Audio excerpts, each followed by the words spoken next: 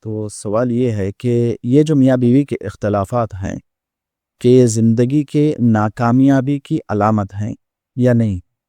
کہ اب ہم کہہ سکتے ہیں کہ یہ جو اختلافات میاں بیوی میں ہو رہے ہیں، کیا اس کی وجہ ان کی زندگی کی ناکامیابی ہے؟ نہیں دیکھیے، میاں بیوی میں اختلاف ہو گیا تو اس اختلاف کو ہم ناکامی سے تعبیر کریں، زندگی کی ناکامی؟ بالکل ایسا نہیں، اختلافات کو ہم ناکامی سے تعبیر نہیں کر سکتے، وہ ایک وقتی صورتحال ہے۔ اگر نہیں ہے تو پھر یہ اختلافات کیوں پیدا اور اس کے عام وجوہات کیا ہیں؟ دیکھیے، اختلافات کیوں ہوتے ہیں؟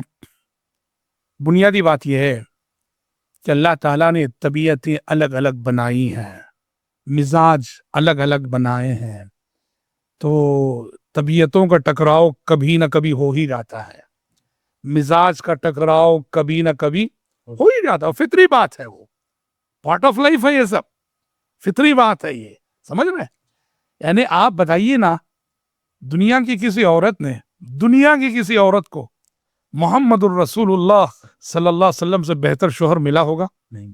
کبھی نہیں۔ اور اس کے باوجود پیارے نبی صلی اللہ علیہ وسلم ام المومنین عائشہ صدیقہ رضی اللہ عنہ سے فرماتے ہیں، عائشہ، میں خوب جانتا ہوں کہ کب تم مجھ سے خوش رہتی ہو اور کب ناراض رہتی ہو۔ سبحان۔ پوچھا کیسے اللہ کے نبی؟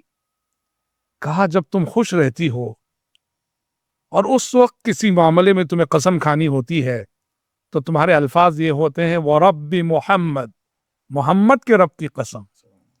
اور جب تم ناراض چل رہی ہوتی ہو اور اس وقت تمہیں کسی معاملے میں قسم کھانی ہوتی ہے تو تمہارے الفاظ ہوتے ہیں وَرَبِّ ابراہیم علیہ السلام کے رب کی قسم۔ تو جب میں سنتا ہوں وَرَبِّ ابراہیم، سمجھ لیتا ہوں کہ کچھ ناراض چل رہی ہو۔ اللہ اکبر۔ ہاں، یعنی مطلب یہ کہ میاں بیوی کتنے اچھے صحیح مثالی صحیح، کبھی نہ کبھی کہیں نہ کہیں مزاج کا ٹکراؤ، طبیعتوں کا ٹکراؤ، مرضیات کا ٹکراؤ ہو ہی جاتا ہے، اس سے کوئی بچ نہیں سکتا ہے، سمجھ رہے؟ ہاں، اب رہا مسئلہ کہ اس کی بنیادی وجوہات کیا ہیں؟ حقوق جو ابھی ہم نے بیان کیے گفتگو کے آغاز میں، حقوق کی ادائیگی میں طرفین میں کسی کی جانب سے بھی تقصیر ہو، کوتاہی ہو، بات وہیں سے شروع ہوتی ہے، اختلافات وہیں سے شروع ہوتے ہیں۔ ہر کوئی جی۔ اپنی اپنی ذمہ داری کو کما حق ادا کرے تو مسائل پیدا نہیں ہوں گے۔ شاعر نے کہا مسئلے خود بخود ختم ہو جائیں گے، مسئلے خود بخود ختم ہو جائیں گے، اپنی اپنی حدوں میں رہا کیجئے۔